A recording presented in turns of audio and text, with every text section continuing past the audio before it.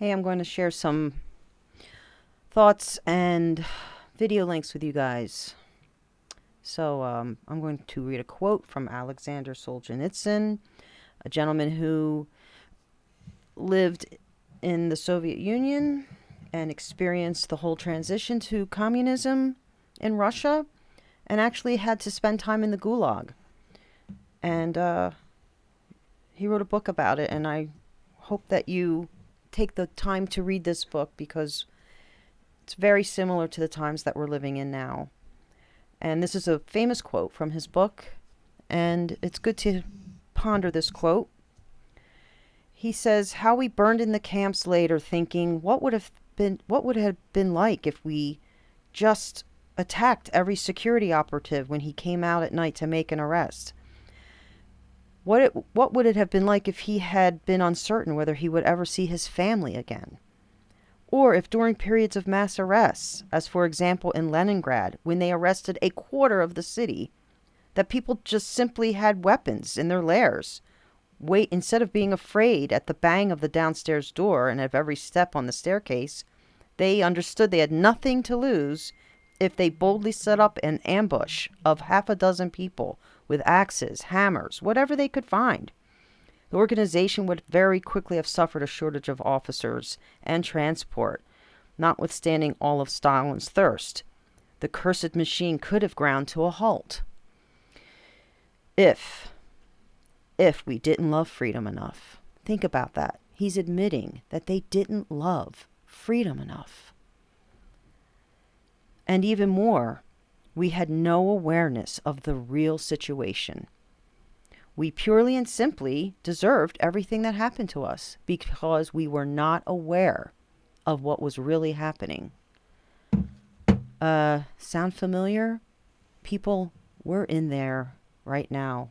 We're in the basement right now, and there's footsteps on the stairs upstairs.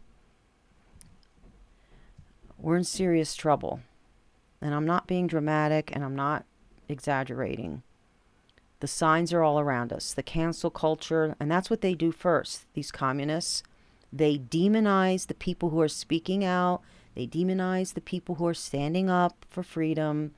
They make you, the ignorant masses who listen to mainstream media, think, oh my God, those are domestic terrorists. They need to be rounded up. They're putting billboards up for you to turn in your family members if they happen to be at a rally for freedom. It's really getting serious. And you think it can't happen here? It can happen anywhere. Today's word, children, is democide. Look it up. It's when governments round up and kill their own people. And it's how more people have been killed on this planet than any other means. More than disease and war. So, with that, I'm going to share an article with you. This is great. Where is America at on the 8 stages of genocide? Will it happen here? I hope not, but it could if we aren't aware of how these things move forward. And before you know it, oh my God, it's happening. So this is a good article by Gregory Stanton. I'll highlight his name for you. He is the president of Genocide Watch, and he has written 8 steps to genocide, 8 stages. And he believes we're very close to the 8th stage. In this article, I will review the 8 stages and comment with modern day examples of how these stages are being enacted today. Well, I want you to read this yourselves and do your research, not just rely on my opinions and what I say. This, I will leave a link to this and you can read it yourself. I'll just quote a couple of things, like symbolization. We give names or other symbols to the classifications. We name people Jews or gypsies or distinguish them by colors or dress and apply the symbols to members of the groups. Classification are universally human and do not necessarily result in genocide unless they lead to the next stage, dehumanization. So we're not humans who are crying out for our freedoms to be recognized and to follow our God-given rights and respect them.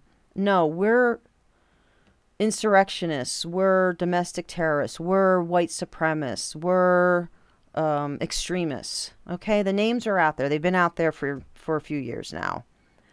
So when combined with hatred, symbols may be forced upon unwilling members of pariah groups. The yellow star for Jews under Nazi rule, the blue scarf for people from the Eastern Zone in the Khmer Rouge, Cambodia, where tens of millions of people were killed.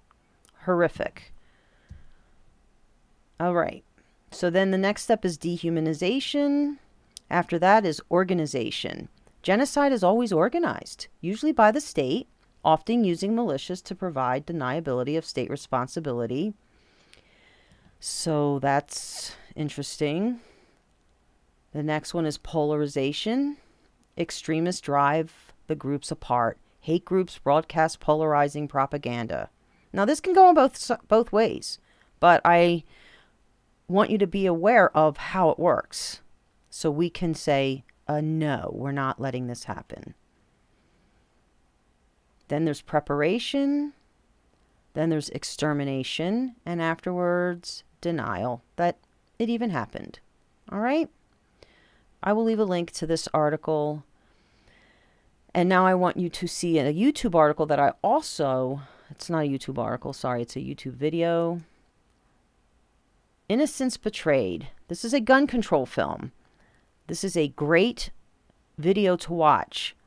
What this shows is it's a documentary that makes the case that many genocides and human rights abuses are carried out by governments, and they could have been prevented and avoided with a well-armed citizenry. One of the first things a government will try to do is take away your means of self-defense. They will take away your guns. And there's a bill right now, didn't take long after Biden was inaugurated for this bill to come up, H.R. 127. Please look it up. Please read it. They're going to take our guns away. And that's the first step. Because once that's done, you're toast. All right?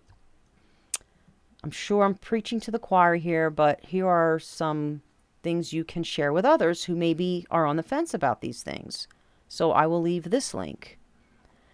And that's it. I just wanted to have a little genocide chat this morning and have you look up the word democide and have you watch this video and read an article and do some research.